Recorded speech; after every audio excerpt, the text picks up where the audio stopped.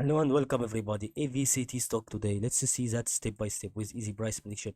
So if you are new to this video, don't forget to like and subscribe. Okay, and let's start. So according to what we want for this stock is going to be referring for us why the stock is going to happen since the stock didn't go for a thing that is going to be strange.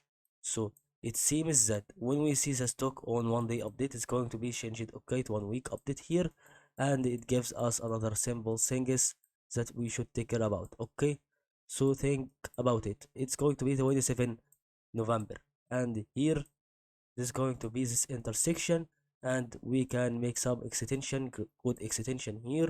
So that means when we see that two supports and the first support is going to be far from this part, so I think it is going to be dependent on the red line that has this was here. Okay, this is going to be actually here, and if we wanted to go for this part on AVCT and the second resistance, maybe third resistance, is going to be very good to make it increase in 1 week update. That what we think about AVCT today, and that's what we are going to explain in this video, and good luck on another episode.